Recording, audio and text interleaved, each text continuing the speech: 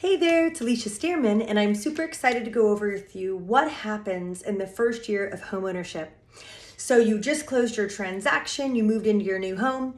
You typically do not have a payment the first of the month following once you closed. So you should be able to skip that payment and pay the following month. So it's December. If you closed in December, you wouldn't pay January 1st. You wouldn't make a first payment till February 1st.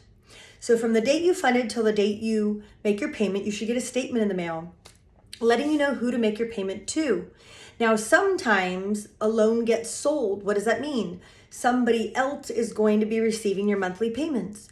So what's going to happen is you'll get a letter in the mail saying the servicing company has changed. None of the terms can change. Your rate can't change. Your payment can't change. Just who you make your payment to. Okay. Now, sometimes there's some confusion on information and who to send the check to and where to send it. So you typically get a grace period while it's being sold that they can't report you're late to the credit bureaus. So just be aware of that. So they'll send you a letter saying, hey, your loan has been sold, but there's a grace period to get that payment to the right space. Now, in that first year of homeownership, you're also going to get a letter from the County Tax Assessor. It's very bright, yellow, orange, something like that. Now, it's asking you if you're a homeowner who's primary residence so that you can get a $7,000 exemption. Sometimes if you miss the form, they'll still give it to you, but sometimes they won't. So pay attention if you get that in the mail. You're also going to get letters from companies trying to sell you copies of your deed, trying to sell you copies of paperwork. It's all scams, and do not even sign up for that stuff. Whatever you need, you just call me and I can get it, okay? And I can get it for you. I can pull county records very easily and for free. So do not pay anything.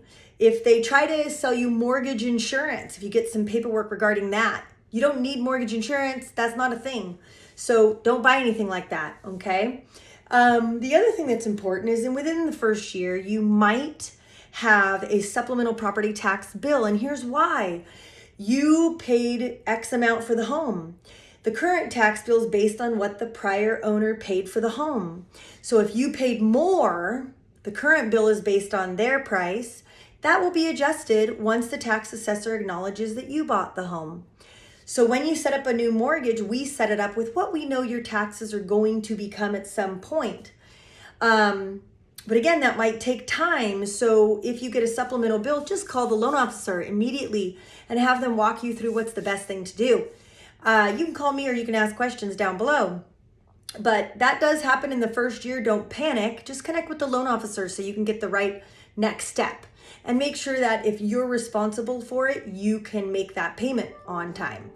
So the other thing I'd like to express within the first year is stay in tune with the market. Your realtor or your loan officer, keep checking in with them. The way that home values have been going, I have seen clients who've been able to check in, refinance, and get rid of mortgage insurance. So just stay on top of staying in communication with your lender and your realtor. And hopefully that's me, so check in with me. The other thing I'd like to share in the first year is just make sure that if anything changes your homeowner's insurance, anything, call the loan officer. Don't just make the difference in the payments.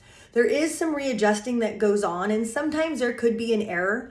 My first response to every client is take a picture of the statement and text it to me, because then I can immediately look up the county tax record, look up, find out your insurance amount and figure out where the issue is.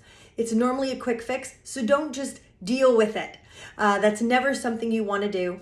So wonderful. Well, hopefully this covers everything. And if there's anything else, you can always reach out anytime. 916-256-6486. Have a great day.